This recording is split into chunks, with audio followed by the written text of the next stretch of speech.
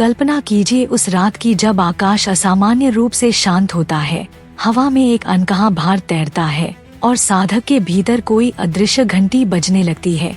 यह वही रात है जिसके बारे में तांत्रिक परंपराएं फुसफुसाकर बात करती हैं। वह रात जब देवी अपने भक्त की परीक्षा लेती है, न मंदिर में, न मंत्रों की गूंज में, बल्कि अकेलेपन, भय और सत्य के निर्वात में। यह कहानी किसी एक स्थान या काल की नहीं, बल्कि उन असंख्य वास्तविक अनुभवों का संकलन है जिन्हें साधक घटना नहीं, संकेत कहते हैं।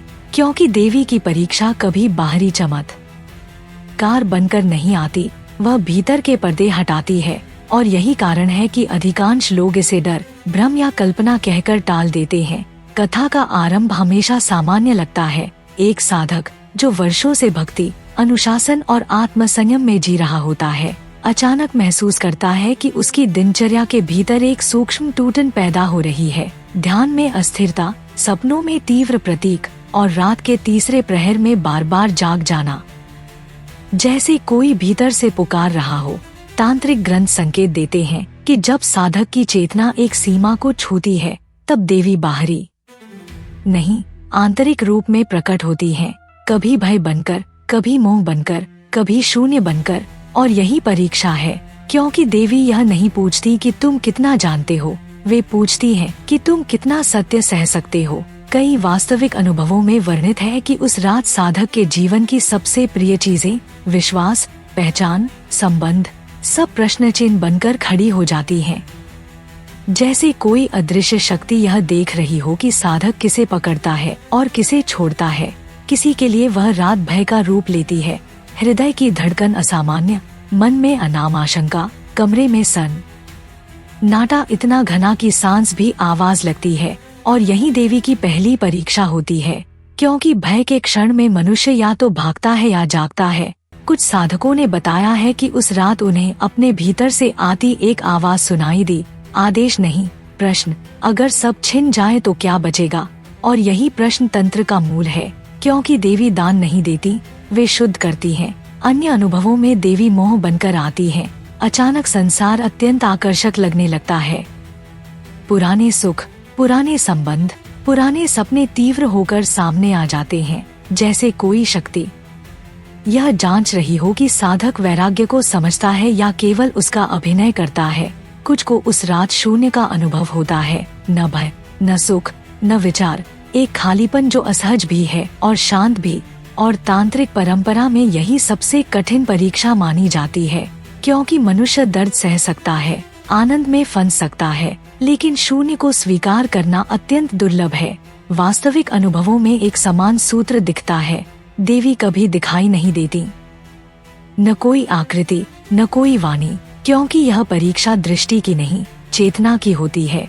मनोवैज्ञानिक दृष्टि से देखें तो यह अवस्था ईगो डिसोल्यूशन से मेल खाती है, जहां पुरानी पहचान रहती है और मस्तिष्क भय, भ्रम या रिक्तता का संकेत देता है। लेकिन तांत्रिक दृष्टि कहती है कि यही वह द्वार है जहां देवी देखती हैं कि साधक सत्य को थामेगा या पहचान को। कई साधकों ने स्वीकार किया कि उस रात उन्हें लगा मानो जीवन का अर्थ समाप्त हो गया हो, और यही क्षण निर्णायक होता है, क्योंकि जो अर्थों को छोड़ देता है वही अर्थातीत को छूता है। कुछ अनुभवों में बाहरी संकेत भी मिलते हैं, अचानक दीपक बुझ जाना, हवा का थम जाना, समय का खिंच जाना। लेकिन परंपरा चेतावनी देती है कि संकेतों पर नहीं, प्रतिक्रिया पर ध्यान दो, क्योंकि देवी संकेत नहीं, तुम्हारी प्रतिक्रिया को परखती हैं। यही कारण है कि ये अनुभव सार्वजनिक नहीं किए जाते, क्योंकि जो व्यक्ति बिना संदर्भ के इन्हें सुनता है वह डर को सच मान लेता है, जबकि सच यह है कि देवी डर का उपयोग दर्पण की तरह करती हैं। कथा आगे बढ़ती है और बताती है कि सुबह होते होते सब कुछ सामान्य हो जाता है।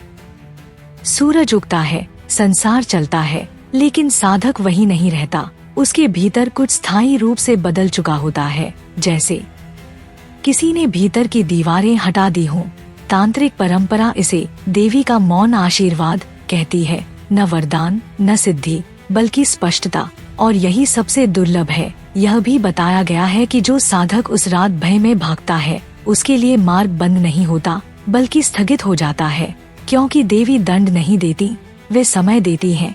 आधुनिक युग में इन अनुभवों को अक्सर मानसिक कहकर खारिज कर दिया जाता है, लेकिन दिलचस्प बात यह है कि अलग अलग स्थानों, परंपराओं और कालों में अनुभवों की संरचना आश्चर्यजनक रूप से समान है। भय, मोह, शून्य, जो यह संकेत देता है कि यह व्यक्तिगत भ्रम नहीं, चेतना का सार्वभौमिक पैटर्न है।